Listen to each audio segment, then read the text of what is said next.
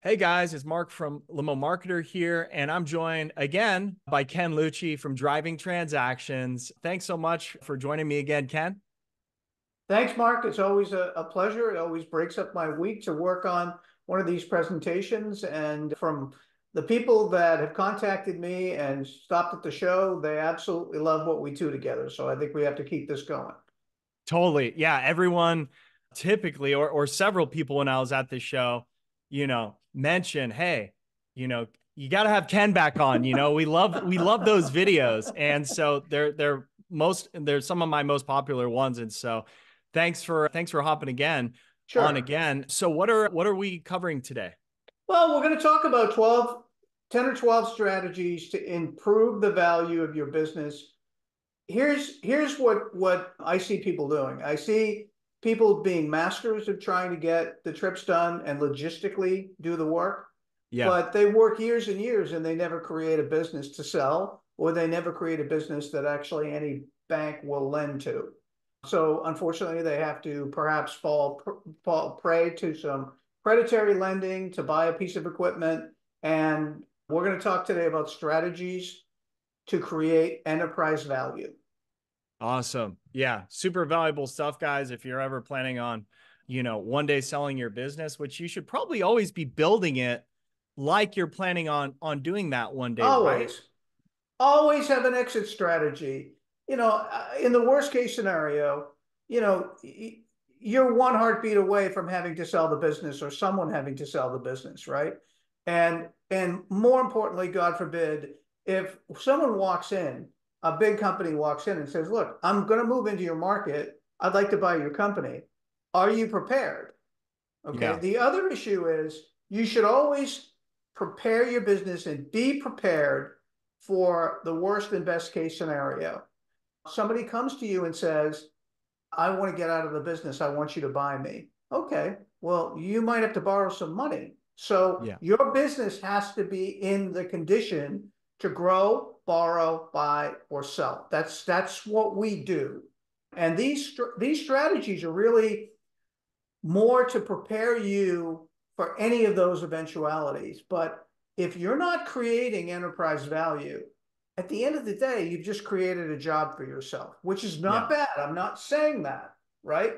But my goal in my business is eventually to turn this over to my business partner, right? So I'm 59 tomorrow. I turn 59. And my entire exit strategy is either I'm going to quit when I'm 65, or worst case, I'm going to quit when I'm 67.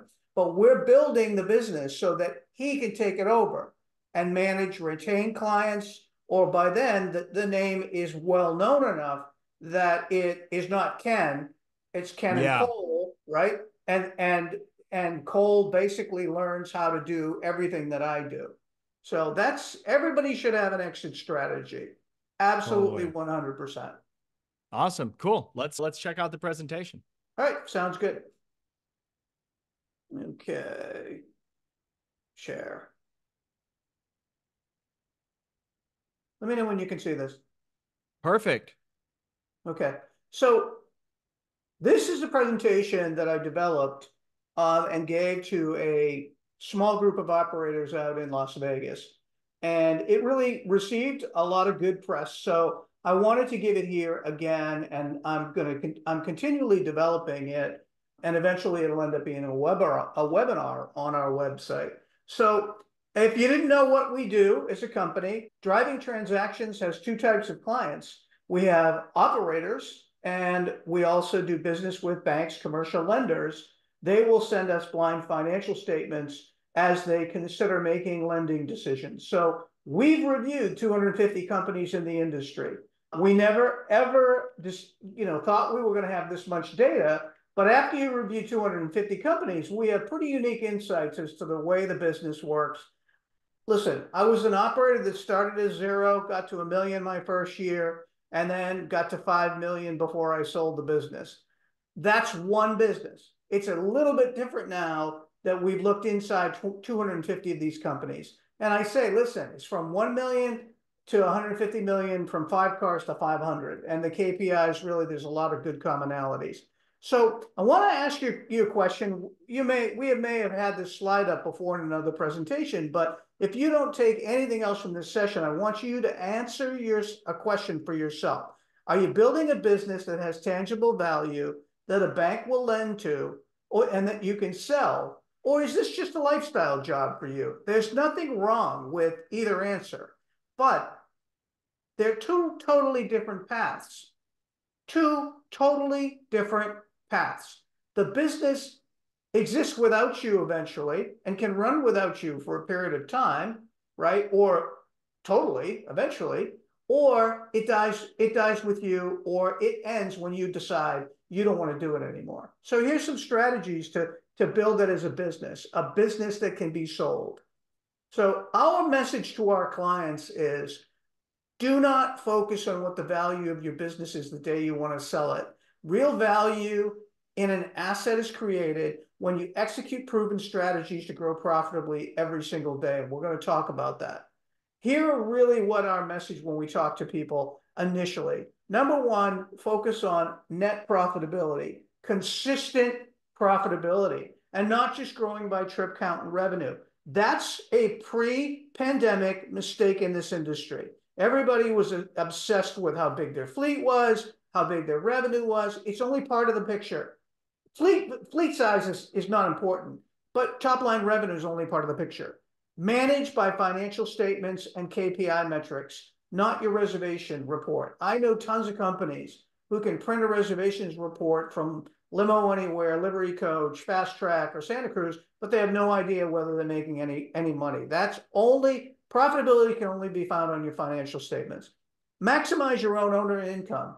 If your business can't pay you a salary, it's not sellable. It's also not able to get a loan from a traditional bank. A bank wants to see that you're paying yourself well. A bank wants to see that you're taking W-2 income. And making a net profit, that should be the number one thing, because making a net profit solves every other problem you will ever encounter. So let's get into it. Yeah, so, real quick. Yeah. So you can't look at it like a software company where a lot of times they don't make profit, they're losing money. Completely different kind of business, right? 100%. There's no intellectual property here. This yeah. is absolutely, there's no secret sauce. There's no IT, there's no patents, there's no tech. You have to make a profit on every single trip. You have to make a profit every month. You have to manage your pennies to put dollars on the bottom line. Yeah. So, Sorry. One other question mm-hmm. regarding the business loans from banks. Mm-hmm. I didn't even really think about that. But if you go to a bank to get a loan, and I apologize if you're going to cover this, maybe I should wait till the end. No, Is go what ahead. is what they will loan you based on your net profit and not your like total like gross, meaning if you're doing 5 million a year and you're only doing like 5% net profit, will you get less than a business that's like doing, let's say, 5 million a year with 10%? Yes, Well, good question. Excellent question. Okay. First of all, a bank is going to lend you on the positive cash flow that your business creates. Not how much revenue you bring in, but how much cash you keep at the end of every accounting period. So net profit is much more important. Cash flow and net profit is much more important for traditional lenders. And they want to see that consistent, right? They just don't want to see it 1 month out of 12. And why do I harp on net traditional lenders? We want every business in the position to put a serious amount of money down on every vehicle and borrow money from the bank they do business with, because you're sending credit card money and revenue through their bank. Okay. yeah. They should lend you money. Okay. So consistent increase in your annual revenue. The first strategy. We want to see you increase your revenue, whether you're doing 200,000 or 2 million or 20 million. A bank wants to see, and a buyer wants to see 10% revenue growth. But here's the thing. If that revenue growth is not also showing increases in net profit, it does not create enterprise value. So if you go to a bank or you show a buyer a P&L and it says, boy, you did 3 million this year. Last year you did 2.5. But last year you made 300,000 in profit on that 2.5. This year on that 3 million, you made 150. You actually went backwards, right? So, and we'll get into that a little bit further. But growing revenue and increasing profit is critical. Now, where are we seeing most profit? Most businesses we're seeing the best profits are coming from larger vehicles. I don't mean necessarily just motor coaches, and I'm going to show you the gross margins of each one. But I definitely would say it's above the sedan and SUV. So if you're thinking of growing your fleet, don't buy an extra sedan. Think about buying a Sprinter, okay? And if you're not into a mini coach, think about buying one, because that's where the gross margins are, the higher margins. Yeah. So, And to add on to that, I'm telling my clients the same. My most successful clients are not the ones that just do black car. It's just 100%. insanely competitive, and Unbelievable. many times they don't stick with it. You got to go with a larger vehicle. And There's here's the less. beauty, right? And where there's less competition. Now, Yes. we lost 40% of our competitors because of the pandemic. Now, we only have a certain amount of time, I don't know how long that's going to be, before the industry vehicle capacity gets back up. I don't think it ever will be as high as it used to be. But what's come out of the pandemic is that profit is the new growth. Profitable trips versus adding more trips, okay? Focusing on more profits per trip is the key. So strategies to grow revenue is review your top 25 clients, right? And ask yourself, what else can you sell them, right? There's only so many airport trips that you can sell them, but can you sell them if they're a private client? Can you sell them a concert package, a sporting event package, okay? Or can you sell them if you have a Sprinter van? They're going to go out with 2 other couples or 3 other couples, of course, right? So what else can you sell them? Do they know everything you do? Don't make the assumption that every client understands the extent of the chauffeur transportation business. If you're just driving them from the airport and they don't realize that you could do a night out for a special event or a special occasion, shame on you. They need to understand everything you do. Are there other people like your best clients, right? Digging where the gold is identifying your best client persona and then figuring out if there are other people like them, okay? I'm going to give you a perfect example. My company, in Ambassador Limousine, we did business with a guy named Kevin Harrington. He was one of the original sharks on Shark Tank. He introduced me to the president of Home Shopping Network. Do you know why? She lived in his neighborhood.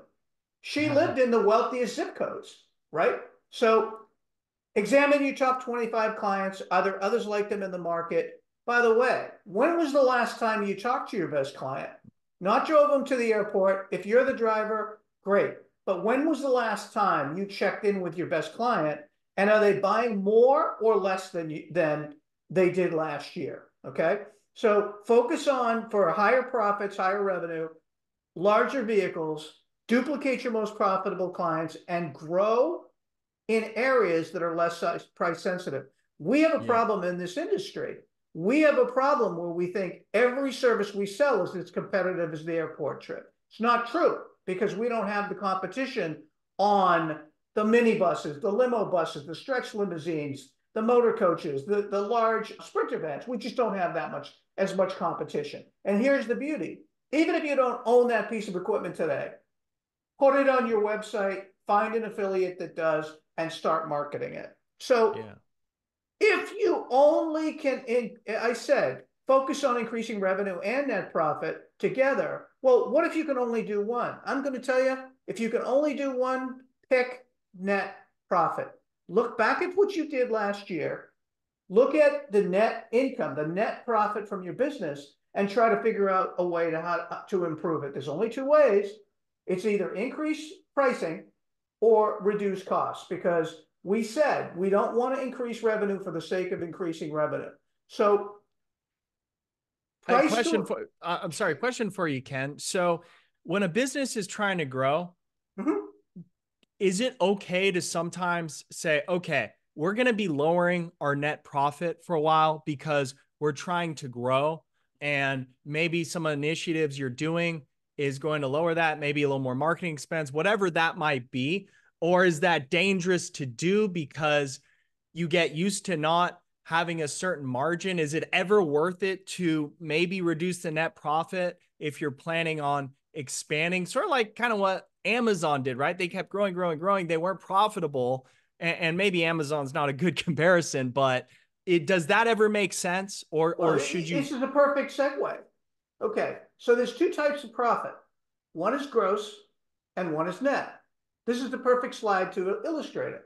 Okay, perfect. A gross profit margin is what you make after you pay all of the expenses relating to turning the key. Okay, so we've talked about this in other presentations, but it's your fleet insurance, it's your vehicle cost, it's your driver cost. At the end of paying all of your cost of goods, and we'll go into a P&L a little bit later, but at the end of paying all of your direct cost of goods, the fixed and variable, you should have 40 cents left over. Now, your question is, should I ever lower my profit in order to grow? The answer I have for you is you never ever want to lower your gross profit. What you do with the 40 cents that's left over is your business, right? That's going to be left over to pay overhead, to pay yourself, and then to generate a net profit. The net profit's what's left over. And every day of the week, I talk to people who say, listen, this month we spent X amount of dollars on a new sales initiative, so my net profit was not as high. And I say, don't kill yourself over it, because as long as your gross profit margin is where it should be, you're going to have enough capital long term to grow your business, pay overhead, pay yourself, etc. So this slide shows what the gross margins should be post-pandemic on every piece of equipment that we could possibly run. It's 30 to 35% on airport trips in sedans or SUVs. The vans, you should be gross profit margin of 40% or higher. Stretch limousines, because of the risks involved and because there are not that many anymore, you should be making 50% gross margin. So after you pay for the vehicle, pay for the insurance, pay for the fuel, pay for the detailing, pay for the repair and maintenance, and pay for the driver, you should have 50 cents left over. There's no reason not to. The other reason is that vehicle doesn't go out every day. So when it goes out, you better make more money, right? So I say I want people to have a blended gross profit margin if they have a diversified fleet of greater than 40%. To your point, you're never going to get that with just sedans and SUVs going to and from the airport. It's too damn competitive. There's too many competitors out there. Your neighbor could drive you to and from the airport. You could take your own car and park. There's taxi or there's Uber, right? So you have to have a diversified fleet. So let's talk about improving gross margins.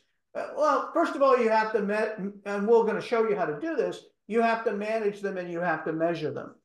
You have to know your direct costs. You have to manage them. And again, you have to manage the pennies to drop dollars to the bottom line.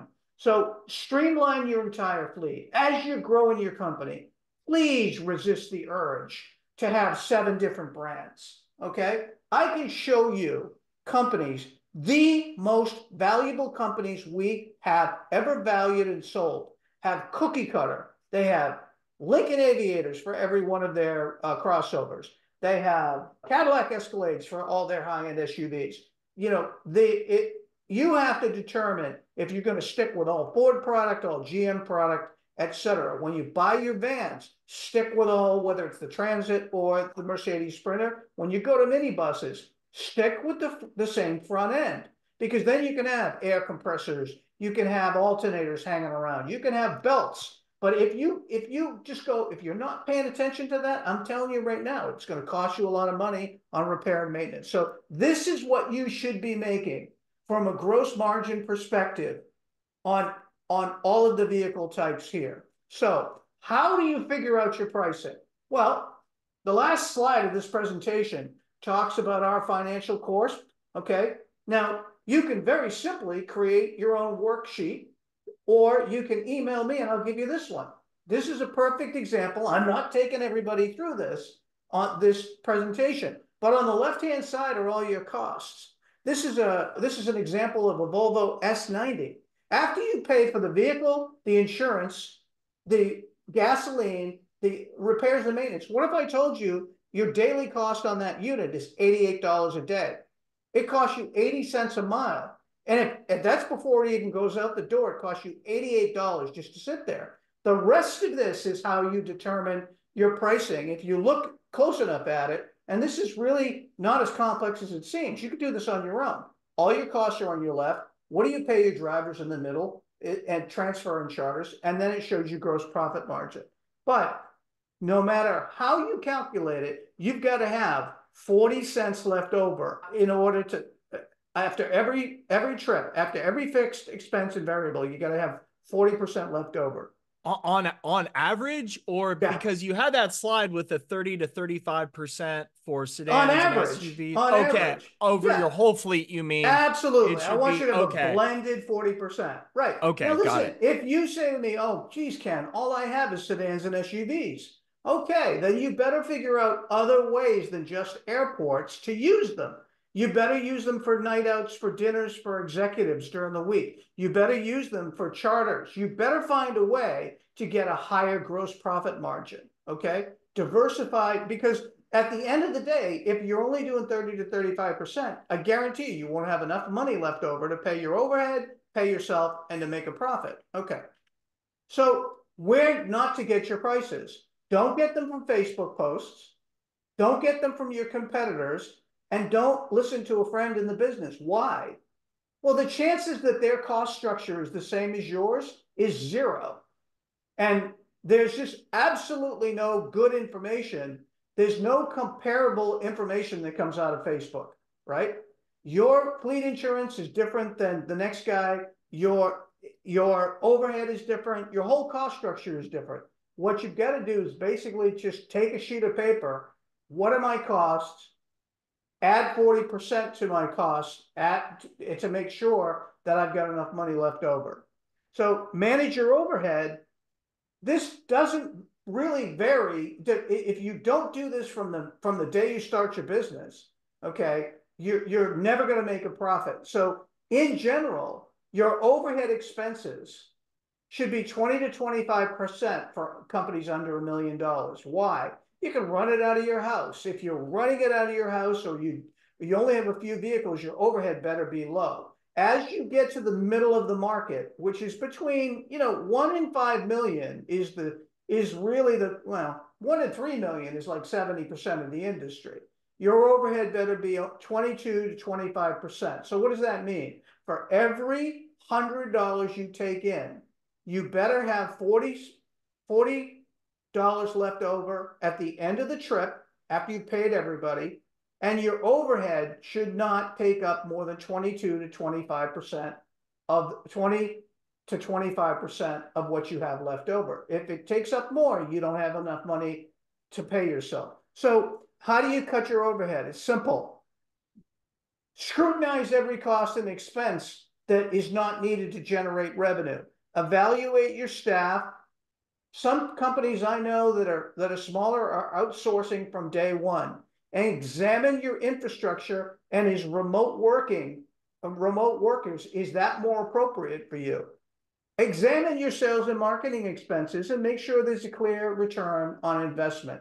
Now, we're going to talk a little bit about maximizing every lead, but if you get a PPC lead, and we talked about this, or you get a lead from a website or a phone call, if you don't sell them the first time and you just say, oh, well, that wasn't a good lead, guess what? You're not letting that person know everything you do. If you don't sell them the airport trip, send them an email, say, listen, I'm sorry we didn't sell your airport trip, or maybe, you chose another service, or you chose another alternative, but here are all of the other things that we do. We'll get into that a little bit further. But strategy 3 is manage your overhead expenses. This is an important slide. I don't want to get into a ton of it, but every single business has a maximum profit equation. Now, take a look at this company. This is a company that last year they did 558,000. This year they did 753,000. So they grew. greater than 10%, which is fantastic. They managed 60% cost of goods. So that's every nickel it took to do the work. They delivered what I said. 60% cost of goods, 39.7% leftover gross margin, close enough. Their overhead was 24.5%, including the owner paying himself a substantial W-2 income, and they killed it on net profit. 10% is the goal. They made 15%. That is the optimum profit equation for this business. So what am I saying? You need to figure out for your business what your optimum profit equation is. I don't care if you have one vehicle, right? You're going to have to figure out what is the equivalent to your equation. Now, the bigger the company is, the more you're going to skew certain things, like large companies, huge companies have 70% cost of goods. But here's the beauty. So they may only have 30% gross margin. They do so much business that their overhead's probably only 20%, and they're able to post a net profit. So tips to improve net operating income. Well, first and foremost, I'm going to tell you something. If you're managing your business retrospectively with one annual profit and loss statement, right? Guy does your taxes at the end of the year. He sends you a P&L. There's nothing you can do, right? Yeah. All that P&L did was tell you what taxes you owe or how much of a loss that you created. There's no way for you to manage your business. So measure it. This is going to be done on a monthly basis, which we teach in the course, what you can also do on your own with a decent P&L on your own. Measure and manage all your direct costs. Increase prices on less competitive, larger vehicles and services. By the way, your hourly rate on a charter and a sedan or an SUV should not be what you charge for an airport. If somebody is going to use you at night, you should be charging extra. You should be charging differently. Some people will do transfers at night in city, like from home to inside the city and then come back and get you. It should be more expensive than an airport trip. Okay? Yeah. Your charter rates should be higher. Improve efficiencies in your operation and increase your asset utilization. Well, what do I mean by that, Ken? That's a big company term. No, it's not. It's finding more ways to use that vehicle. If your vehicles sleep on the weekends, shame on you. You should be doing bride and groom getaways. I'll come pick you up at the end of your wedding. And instead of a $120 airport trip, guess what? It's $200. Who won't do that at the end of their wedding? Or again, there's plenty of things to do on the weekends. Your vehicles should not be sleeping. Cut expenses to use technology. We're going to show you how even a small company can appear big by using tech a little bit later. Continuously acquire new profitable clients. By the way, if you are the only person generating new customers, it's very difficult to do this. You've got to create a sales machine. And the sales machine is a variety of methods, okay? And it's not difficult to do this. Acquiring new customers, and we'll get into a little bit on this, but if you're using many different methods, not just one, you're going to be the most successful. So how do you acquire new customers? Develop marketing and sales strategies, first and foremost, to duplicate your most profitable customer. I don't care if you get 10 customers. They all probably live in the same zip codes, right? Yeah. Somebody said to me the other day, my best client is a personal injury attorney. I'm having a tough time growing my business. And I said to him, do you think he's the only personal injury attorney in your city? The answer is no. Now, I use the same landscaper as my neighbor, okay? I use the same car wash as the guy that has a nice car like me here at work. We all like to buy things that people in our circle use. So totally. If you've got a doctor or you get a lawyer or you get somebody in a wealthy zip code, it's perfectly acceptable for you to say, you know, people like you use our services all the time. Okay. But again, you have to try it can't be just relying on PPC or relying on SEO or I don't care, postcards. I don't care. You have to try other things. And digging where the gold is literally duplicating your most profitable customers. Develop a marketing and sales strategy to be number one in the wealthiest zip codes in your area. I talk about this all the time. You know, Ken, I operated in Tampa Bay. Well, back in the day, we did have the number one website, okay? But it was more important to me to be the best known company in the wealthiest areas where all the corporate executives lived. So if you're operating in Los Angeles, don't lament the fact that you can't get your website on page one. I would rather have you be the best known in Bel Air, the best known in one or two zip codes than all of LA. Develop new profitable services and packages to market and sell to new clients. Well, Ken, what do you mean? You're being very vague. Everybody has a birthday. When you sign someone up, say, Mark, could you do me a favor? Could you tell me your birth month? Because we have specials that we offer all our clients for their birth. And you may not use it, but we just need to know what month were you born in? I don't need to know anything else other than that. And then send a package out. Here are the 10 best restaurants in the area. Everybody likes to celebrate Valentine's Day, okay? Again, new profitable ways to sell them packages. We talked about sporting events. You know, with the advent of Uber, there's something I've coined, and it's called the Mook line. Do you know what the Mook line is? The Mook line are people standing at the airport or standing outside the concert or standing outside the sporting stadium looking down at their smartphone and then looking around for their Uber. No one with any wealth, no one with any self-respect wants to do that, okay? So how do you market that? We're going to talk about Facebook, okay? We're going to talk about social media, but how about putting your vehicle out in front of the stadium and saying, did you know we take people to and from the games every weekend, okay? Do you know that we take people to the concerts at this venue? Well, we're going to get into that when I show you social media. But target per trip gross margins on those kind of services above 40%. That way, when you have to do your airport trips to be more competitive, you're making more money on your other things. Oh, by the way, consistently manage the use trends of your top 25 clients. Some of my bigger clients I deal with do a great job bringing new customers through the door, but their service is bad and they're losing people out the back end. So you have to consistently make sure that you are on top of your most valuable clients. Yeah. So at the end of the day, the best way to attract more clients is being Google page one, if you can afford it. Now, this is my friend Johnny from Sterling Limo in Philadelphia, and he's number 2 organic, okay? Consistently. Now, he's got a good mix of a program, but why do you have to be on Google My Business and Google page one? It's simple. 80% of people are searching for new services on their smartphone. And that's just Main Street USA today. Page 6, number 6 strategy rather. This is a true story, by the way. True story. And this costs you nothing. On the left-hand side is my friend Doug Schwartz, who owns Executive Limousine.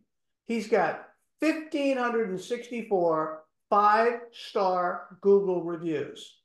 On the right is a company that will remain nameless that is 5 times the size of Doug. They're up for sale. They are my client, and they have terrible reviews. So at the end of the day, if you've got a new corporate client searching for executive transportation online, the way they all do, and by the way, 85% of the people say that they choose services based on reading reviews, okay? Who do you think they're going to choose? So Doug, who's a smaller operator, I mean, by 5 times, has more reviews than the company. By the way, this other company's been in business 4 times longer than him. He's racking up customers, racking up clients by building positive brand equity and positive reviews. Identify your top 20 client personas, figure out how to sell them more services and duplicate them. Call or email your best 20 clients quarterly and ask them, how are we doing? How can we improve what we do? Is there anything else we can do for you? By the way, did you know that we have a brand new Sprinter van? We can take out 14 people now. Okay. Ask for reviews on an automated basis and address substandard experiences. Your job when you get a bad review is not to justify it and argue with the person. Your job when you get a bad review is get it removed or turn them into 5-star and make sure that they use you again. Simple as that. Post reviews and testimonials on all your platforms, Yes. on everything. So here's a great example. Great example that costs you nothing. This is the beauty of a good website and great social media. It's the equalizer, right? You can look like the largest company in your market with a great quality website, with great PPC ads, and with great social media. So improve your market position and brand equity builds value to your business. These, again, two of my favorite people in the world. One is Doug Schwartz. He's advertising. Look at the vehicles that he's advertising there. And now, again, you don't have to own the equipment. You just have to have access to it, right? And he's showing weddings. The second person is Statement Limousine. Statement Limousine is in Ohio, Cleveland, Ohio. Watch his social media. Every concert that comes into the Cleveland area, every sporting event, every piece of equipment he has, he's telling people everything he does. So, couple things. The benefit of growing your brand equity is you don't have to be the biggest. I just want you to be on the lips of everybody in your market. Superior brand equity means people know you. They know the name Statement. They know the name Executive. They know in your marketplace, they're able to pull your brand and say, yeah, I know that company, Statement. I see them on Facebook all the time. So what should you improve in your business? First of all, you have to look at your market presence and your brand equity. How can you improve your brand presence in your market? Build a social media presence and create promotions. Again, take a picture of your vehicle in front of the hottest spots in your area. Do you know that we provide service to Burns Steakhouse? By the way, Burns Steakhouse is the #1 steakhouse in the market that I was. Did you know that there's a grand opening of such and such a restaurant? We are proud to have, to recommend this new restaurant for you. Did you know that we do packages to and from restaurants? Again, social media content doesn't have to be expensive, okay? It should also be telling people how to use your services. Do you know all our people are criminal background checked, so we are recommended by many private schools in the area. By the way, make sure it's true. Here's the other thing.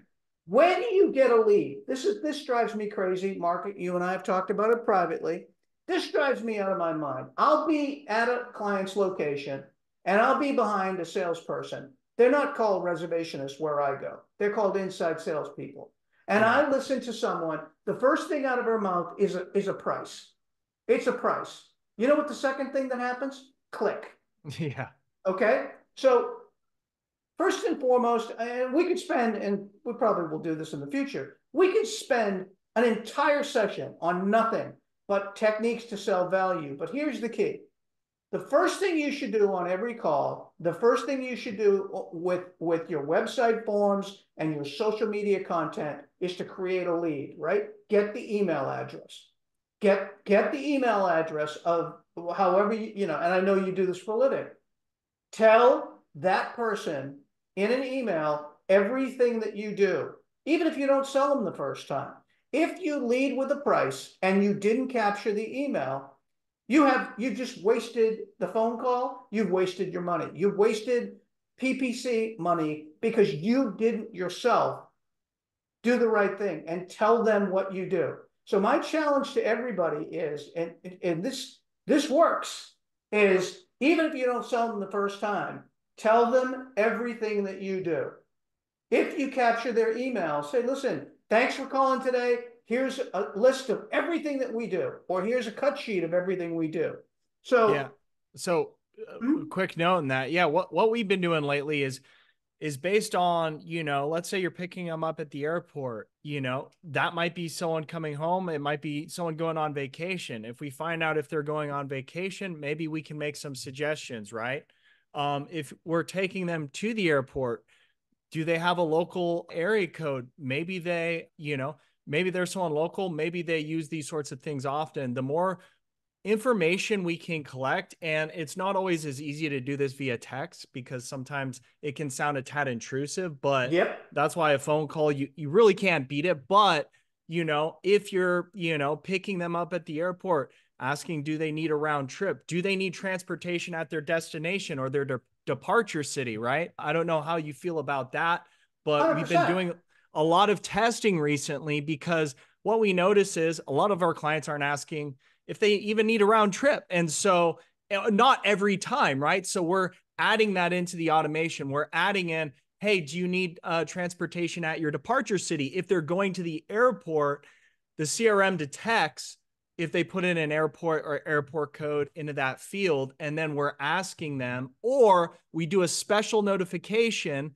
to the inside sales rep that reminds them, when you speak to this person, you need to ask them if they need assistance at, their departure city. Because if we can turn an airport transfer, a one-way, into a round trip, great.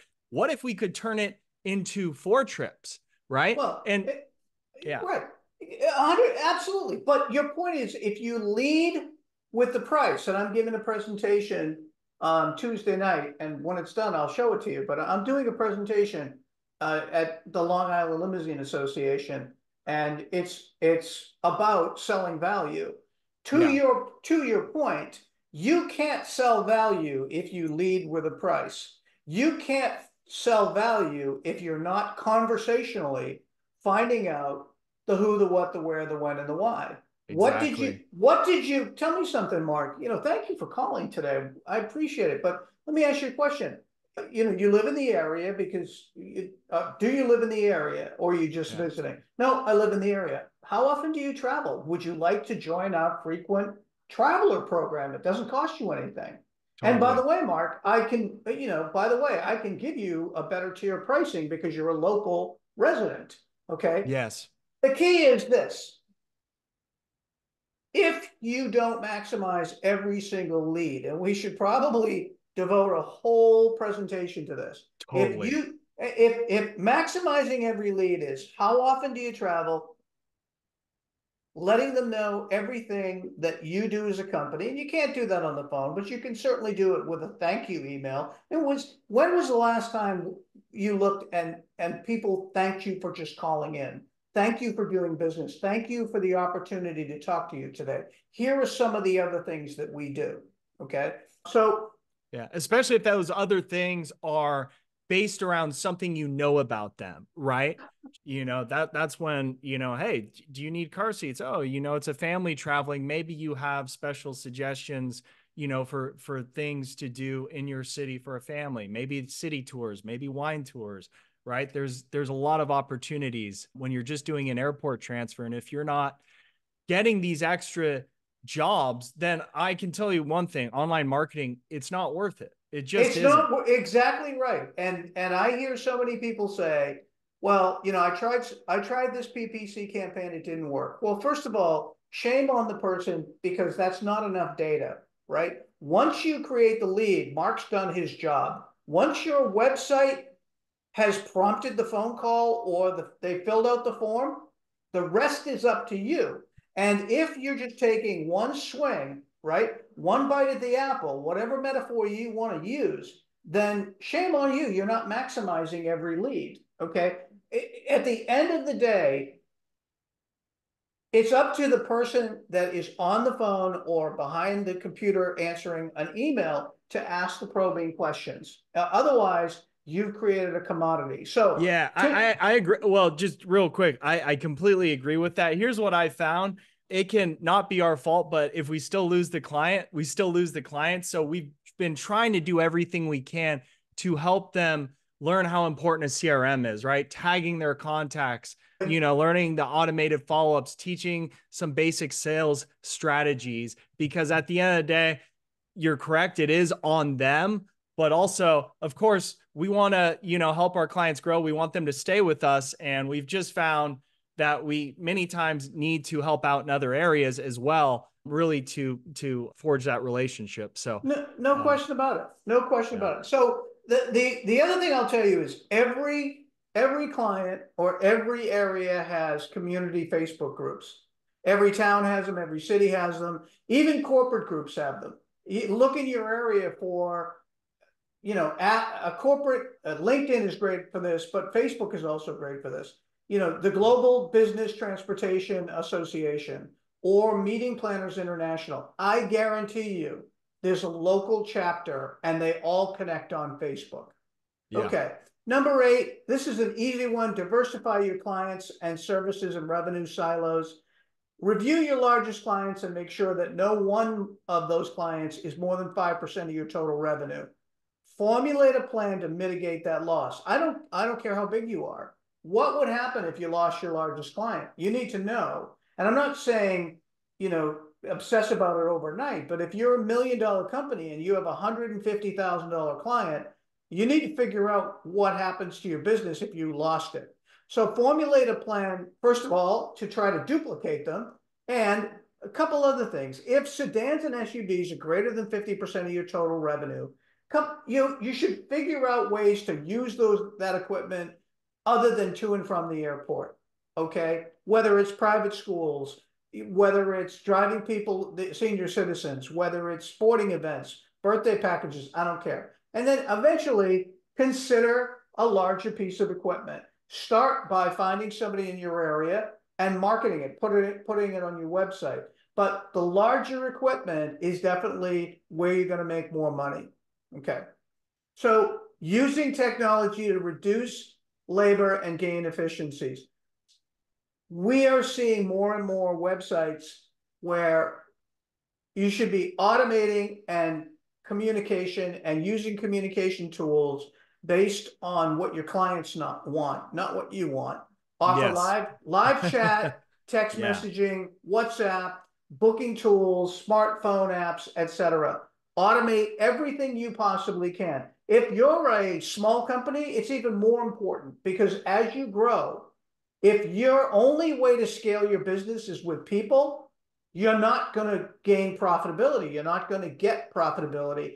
Use technology to replace people as much as you possibly can. I tell people to have a goal of lowering reservations and dispatch expense. Find a way to get 30% of all of what I call the vanilla ice cream reservations online.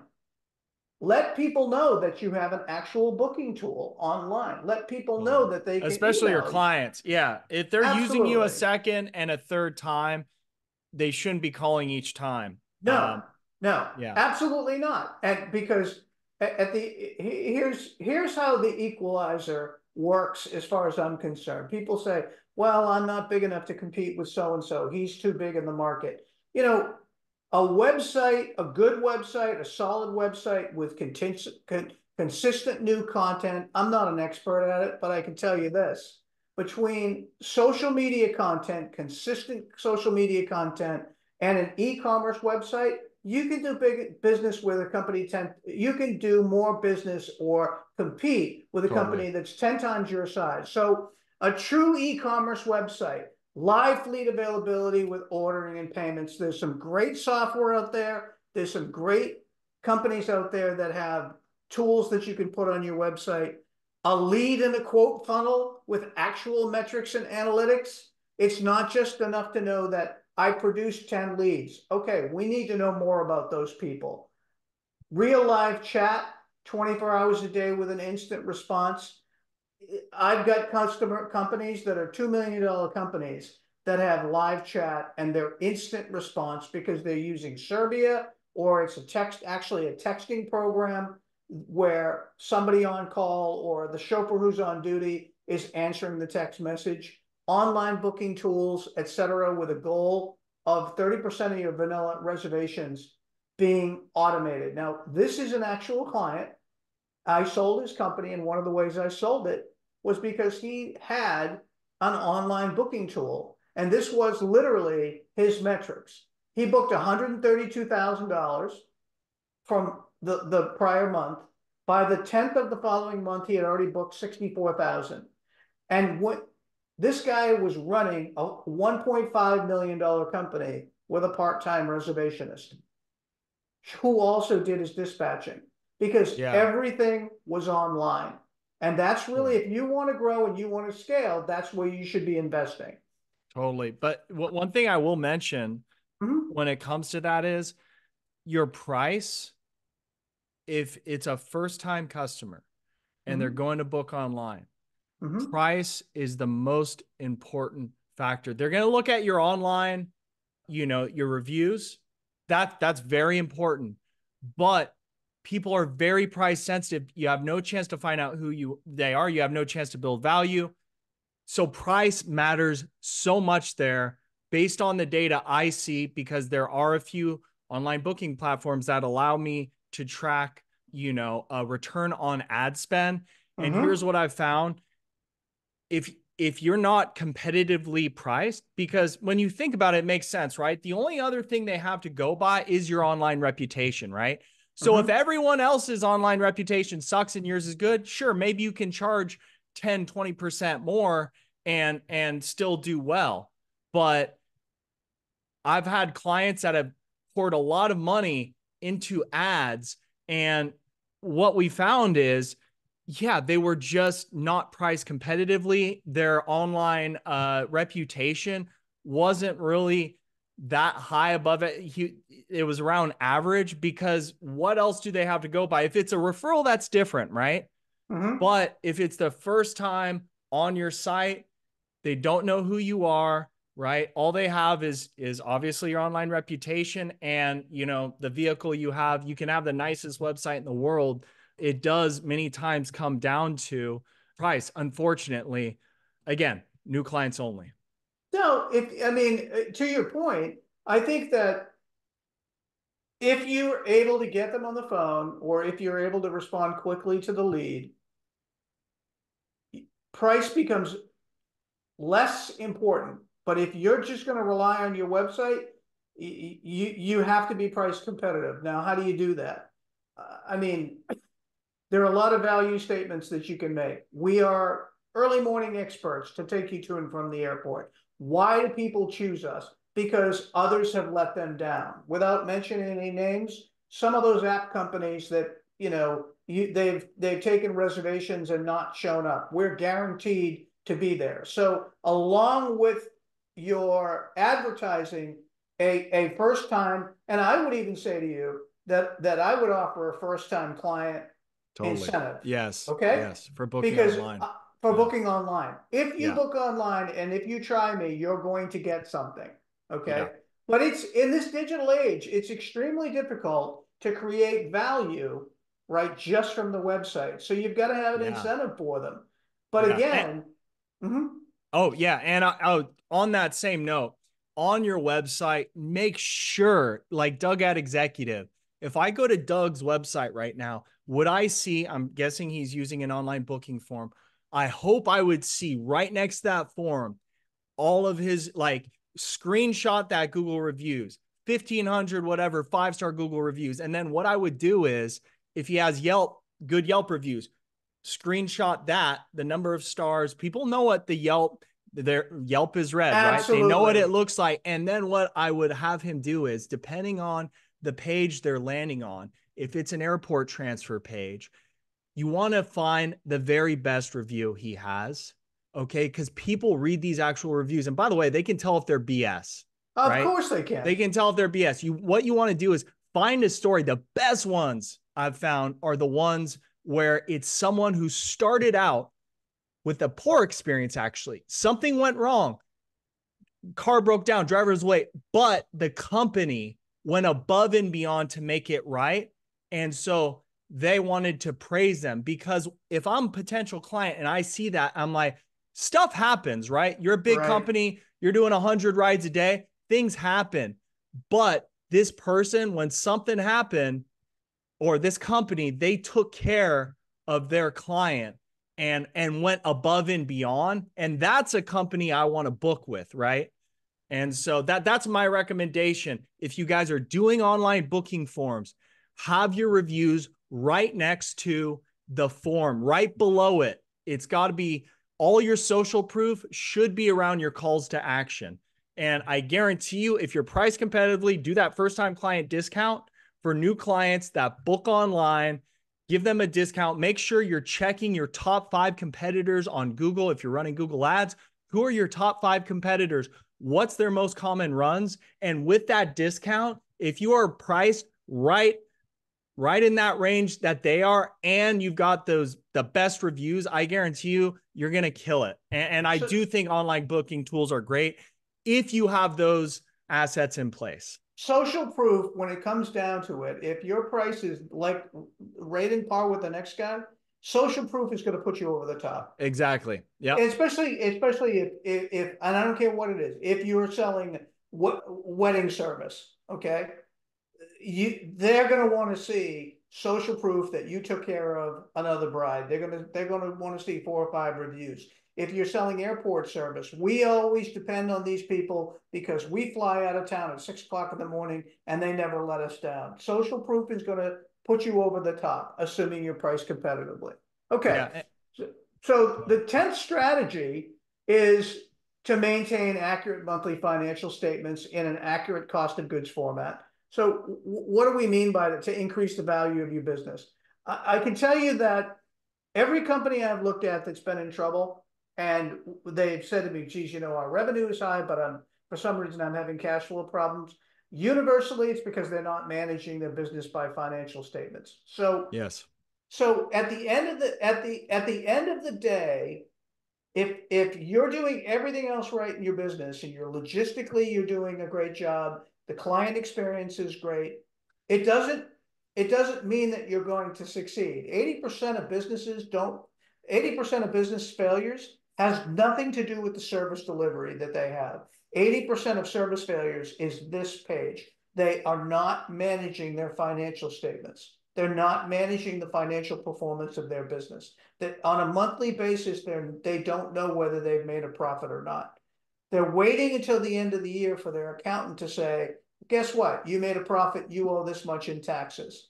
If you want to create a business of value, you should be managing your business, the fundamentals, the financials, every single month in what we call a cost of goods format. On the left-hand side is a typical P&L. It doesn't mean anything to a business owner who's never really granularly looked at a profit and loss statement, but it's real simple. It's a bucket of income and a bucket of expenses. All it tells you is whether or not you owe taxes. And it's done at the end of the year. On the right-hand side is a P&L for our industry that really shows you the financial metrics that you need to look at every month. This is a $3.5 million business. This is an example. $2 million was spent on the cost of goods. Their gross margin was where we've said it needs to be, 42%. Their total expenses were a little higher, but this particular company had 3 owners. Their overhead expense included paying W-2 to 3 owners, and they produced a net profit of 7.8%.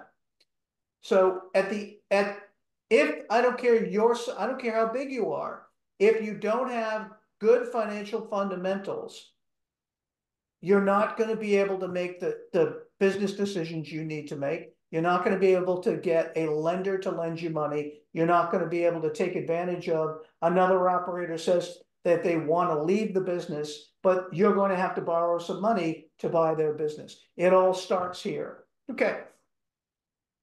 This is the final strategy, and we see this all the time. People make this mistake. If you are the most important person in your business and everything is in your head, what you have is a lifestyle job. You do not have a company. A company is built around people, yes, but processes, policies, and procedures as you grow. Job descriptions, operations manuals, sales and pricing manuals for all services, and avoid what we call a key person syndrome, which always have a bench, always be training someone. I don't care if your company consists of you and another driver. Have them share the load and understand what it means to take a reservation. I don't care if your company is $1 million and you've always had Mary as a reservationist. What happens if Mary goes out sick and she has an illness? Always build a bench. And you yourself have to delegate.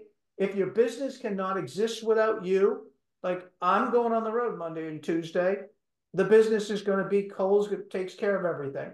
Yeah. If you can't take time away, what you have is a lifestyle job, and I see these guys at the shows all the time. In between the sessions, they're doing reservations, they're doing Yeah. Yeah. dispatching. Okay. That's not a company. You're not building value. Final pitch at the end is our driving financial success program.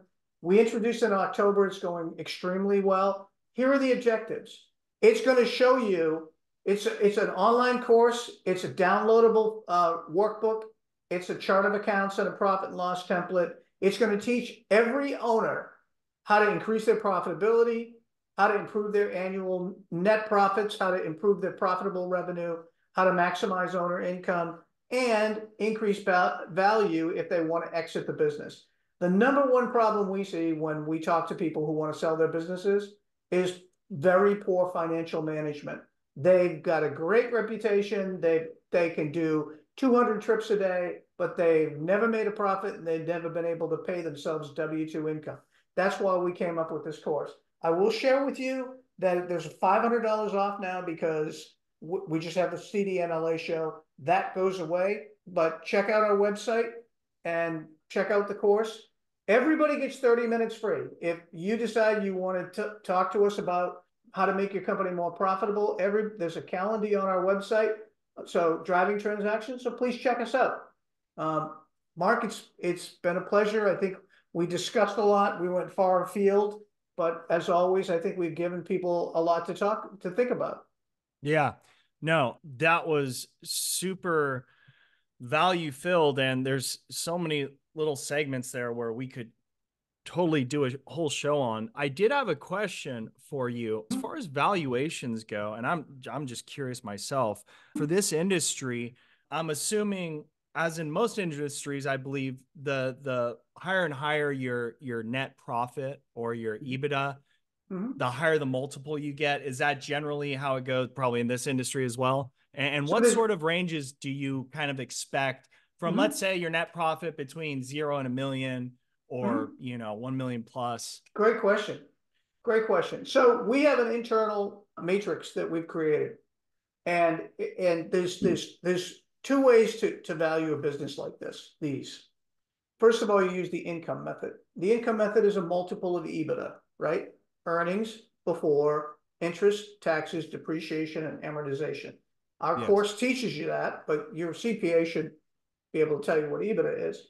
But EBITDA starts with earnings, right? So if you have no net profits, you're going to have a very low EBITDA, right? So earnings is the number one thing. Then it's depreciation of the equipment is part of it. So EBITDA is critically important. So what goes into it for a company depending upon size? Okay. If you are a local company and if you are on Google page 1 or 2 and your business has grown 10% a year and you're profitable, you're going to be at a 2 to 3 times EBITDA. Okay. It's never going to go above that. So 2 to 3 times EBITDA. We can show you how, even if you're at $1 million company, we can show you how to improve the value of your business, because I could show you 2 companies side by side and they can have the same top line income. One is worthless,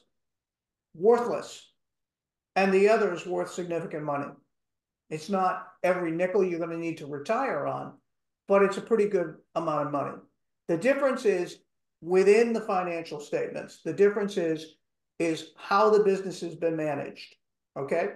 So a solid EBITDA, just so everybody can put a number on it, a solid net profit for this industry is somewhere between 10 and 15% net profit. So what does that mean? That means on $1 million company, the company should generate a net profit of 100 to 150,000 after the owner's been paid a decent W-2 wage. Now, am I talking about taxable income of 100 to 150? No. I'm talking about net ordinary income. Income from the day-to-day business, right? The bottom line should be on $1 million somewhere between 10 and 15%. And this is what our course shows you. Yeah. A quality EBITDA should range from 17 to 22%. So on $1 million, your EBITDA should be $220,000. So your business is worth somewhere between 2 and 3 times that number. And we Okay. can, that's how we do it. Now, market method is a little bit different. Market method are industry trends of like transactions. And there's several different market equations, okay? One of them, and they're less scientific than income. One is a factor of top line income. And the factor of top line income is somewhere between 0.3 and 0.4. So what does that mean? On $1 million worth of business, your business is worth somewhere between $300,000 and $400,000. It's not scientific because there's a little bit more to it than that. Sure. If you are priced properly and you're priced above the market, if I look at 10 companies and you're priced above 5 of them, you're going to have a higher factor. Okay. The lower you're priced, the lower the factor. Okay.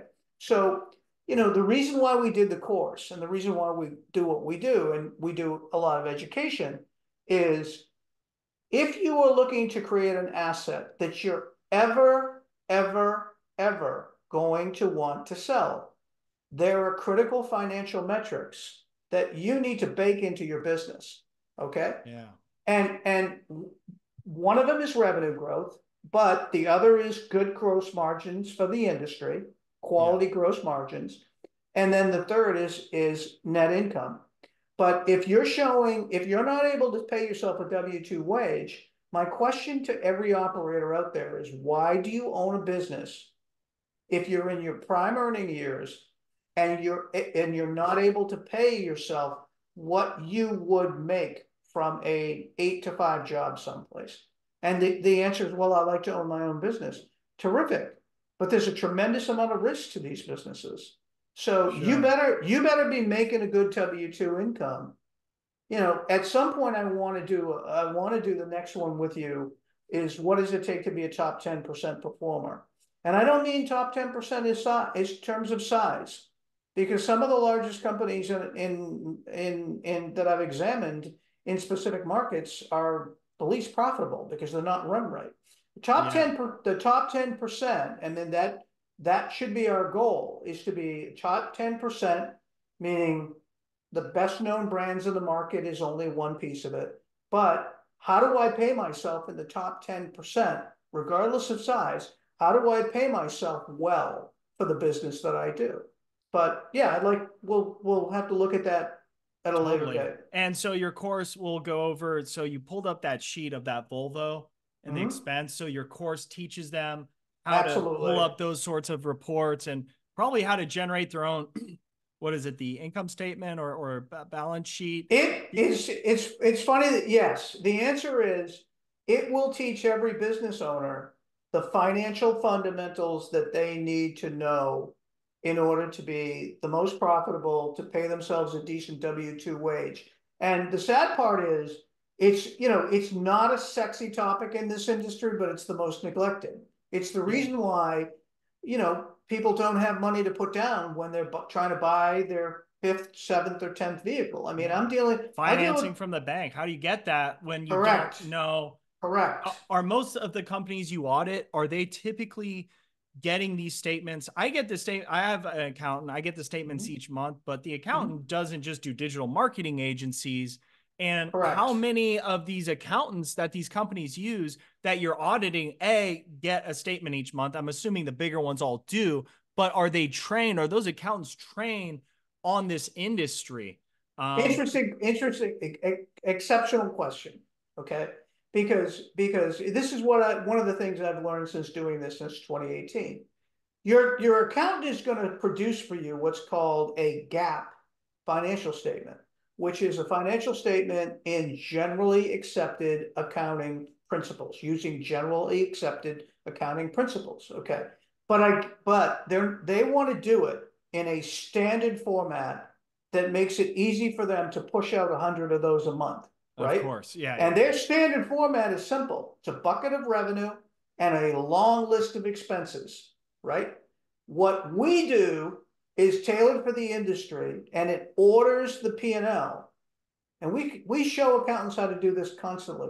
And we have bookkeepers and accountants that the owners of the business have taken our course, and they hand the chart of accounts and the P&L template to their accountant and the bookkeeper. What it's going to give you is a lot more metrics than whether you made a profit or whether you created a loss. It's going to tell you whether you're priced properly. It's going to tell you what your cost of goods are accurately. It's going to tell you what you're spending on reservations and dispatch. Everything is measured as a percentage of total income, and it's everything that we've looked at is based on the good practices we've seen and implemented based on the 250 companies we've reviewed, right? So you hit the nail on the head. Your accountant is absolutely going to get you a set of P&L, a financial statement that says, did you make money or did you lose money? But it's not going to tell you where, how, or why you lost money or made money. What we're going to do is break it down and say, okay, you're paying your drivers a lot more than the average company in your market, which is okay, but we need to be priced a little bit higher because you're paying over the industry average, or your overtime is way too high here. We need more drivers. So it's giving you a set of financial metrics that your accountant will never be able to produce unless he's using the chart of accounts built for this industry. Because his chart of accounts is just general. It's Yeah, standard, yeah, yeah, yeah. but it's not a sexy topic. It's not as sexy as Well, that $108,000 Escalade that you just yeah. bought. So I'm guessing 90% of the people watching this probably don't know on their average trip, am I making or losing money? They just see at the end of the month what happened. And I think, look, any of you guys watching this, you're probably going to be very surprised when you dig into this course and you find out, whoa, I'm losing money here on these sorts of runs. Maybe I maybe not do them, but I should definitely be either not doing them or raise my price, right? Or Because or or do something else in addition to doing those yes, runs. yes, Okay? because it just doesn't make sense. And so no, it's like you said, it's not sexy, but I'm guessing they go through the course, they learn they can use this the rest of their career, right? If you 100%. guys are serious about this industry, this is 100%. something that's going to help you. And by the way, I'm not making anything. I'm not like No. there's nothing going on here. No. I just know how important it is for my business. And the truth is, I didn't know anything about this stuff just 2 years ago, really. And actually, just talking with Ken, I was like, man, I don't really know much about my financials either. And I really started digging in, talking to my accountant more. And the nice thing is, each month I can really tell if something's happened in my business because I just look at, oh, why is that number change? Like, what's going on there? And it just, I sleep better at night. Let me just put it that way. Well, and again, the entire reason for the course is to teach every business owner. I don't have to teach you how to get a client from point A to B. I shouldn't have to teach you how to deliver a superior customer experience. Okay. But what we teach owners is what they just are not experts at. We've looked at 250 of these companies, and we've looked at the best practices financially, and we've seen the worst.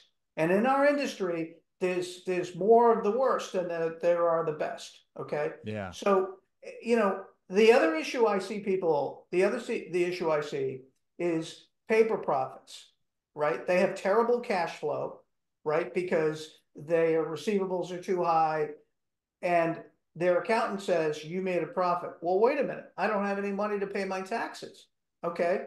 So at the end of the day, your accountant is not there to help you analyze your business because they don't know the industry. They're there to do a standard set of financial Fill in the statements for blanks you. pretty much. That's That's kind it. of that's what I learned. I learned that the hard way, that there's different types.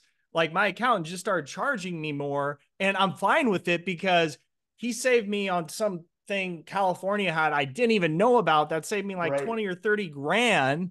Right. And I said, look, I'm fine.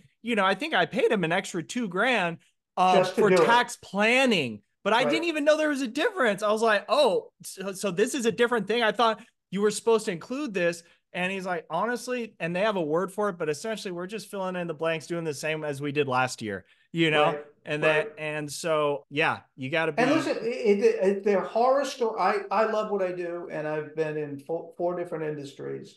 But I can honestly tell you, at 59, I've never been an expert at anything. Right? I became an expert based on trial and error in all of those businesses.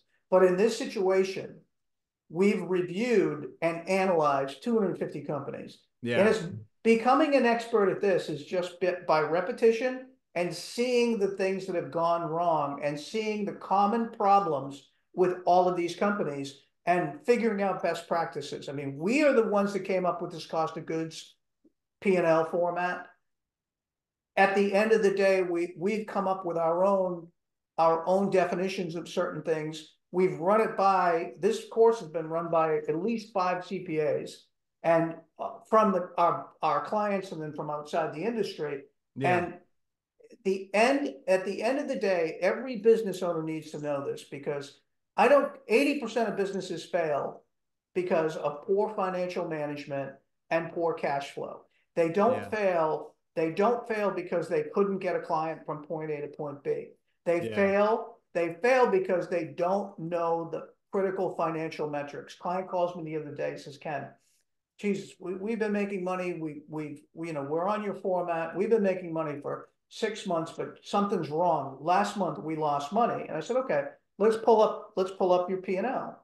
Okay. We look right at it and look, guys, your direct labor to your driver labor is 39% of total income. It's too high. Last month it was 23%.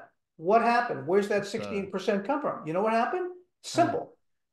Their dispatchers, they had too many chauffeurs go on vacation. Their dispatchers put so many people, so much overtime, right? They paid so much overtime to their chauffeurs that they sunk the profits for the month of that company. Now, it was a pretty large company, but yeah, here's the lesson. The lesson is they needed more IOs, they needed more local affiliates, they needed more part-time chauffeurs, and they needed the dispatchers to track and understand when you go over 40 hours, you're killing the profitability of all of the next trips, right? yeah, The yeah. dispatchers think you did a $200 trip. Geez, you must have made $180 profit. No, that's not the way it works. No, no. Okay. I Yeah, mean, yeah, those numbers that I showed you are best case scenario, right? yeah, So when you have, this company is a larger company. They literally had so much overtime in because everybody took off time. Everybody took off time at the same time, right? And on top of that, they were short staffed. So we said, look at this labor. The labor metric is totally off.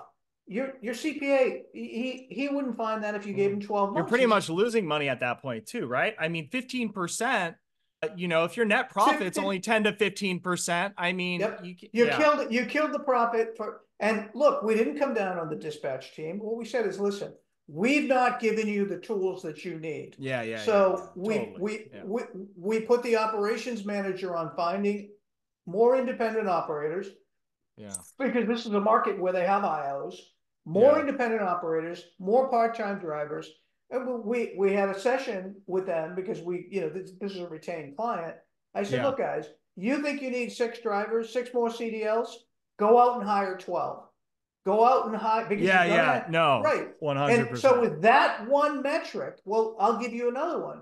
Guy comes to time for fleet insurance renewal. His fleet insurance went up 24%. Okay, so we plugged in the number and said, Jesus, guess what? That increased your cost of goods by 9%. Total income is here, right? Yeah, yeah, The yeah, difference in, okay, so we have 2 choices. Absorb it and try to cut costs someplace, or yeah, I hate to tell you, you need to go up yeah, 10% on your yeah, prices, yeah. right? Well, it's happening to everyone. It seems everyone's insurance seems to be going up. So, that's it. Just yeah, We have critical drivers in this industry that have never, ever been so volatile. the specialized labor it takes to deliver the service and to generate the revenue is very difficult to come by. Yeah. Okay. The second issue, CDLs and shoppers. The second is the volatility of fleet insurance, fuel, and repairs and maintenance. Now, those things are critical. Before the pandemic, you could get an alternator on every street corner, right? Yeah. Now, I'm seeing vehicles that are down for 3 months waiting for a part that you would have thought would be on the shelf of any Napa auto parts Oh, store. it's Okay. painful. And it is painful. But what I say to people is, if you do not manage the pennies and dimes and nickels of cost and expense, you can't put any dollars to your bottom line. That's Yeah. why they have no money for no money for deposits on new equipment, right? Yeah. And they have poor cash flow, and a lot of these guys don't pay themselves. They don't pay No, yeah, themselves. yeah. I bet that's super, super It, common. But it hey, is. hey, Ken, sorry to be rude. We've I have to gone get going. overtime Yeah, no, again. this was incredible. Last thing I want to say. So if anyone made it this far, let us know in the comments. Ken went through a bunch of slides. Are there any topics you guys would like us to cover? What Because topics do you want us to develop content for? 100%. That's what I want to awesome. know. I mean, we are developing a cost and pricing worksheet for every vehicle that you could possibly have in your fleet. Oh, that's And awesome. we think it's important, but I mean, seriously, I enjoy doing every other piece of this. How do I sell value instead of price? I'm going to leave you with this one thing. I'm Yeah. researching this because we're doing a presentation and a white paper on it. Every operator needs to understand you're selling the whole. You're not selling the drill. Yeah. The whole is the problem. You're not Yeah. selling aspirin. You're selling pain relief. You're Yes. selling the value of what you're selling, because at the end of the day, they can get there another way. Yeah. Yeah. They're The they're experience, buying. right? Not the ride. Exactly. They're Yes. buying you for the experience. All right, man. I could talk to you forever, Ken. This was great. And we'll do it again very soon. All right. All right. Thank you very much. Take care. Have a Yeah. good night.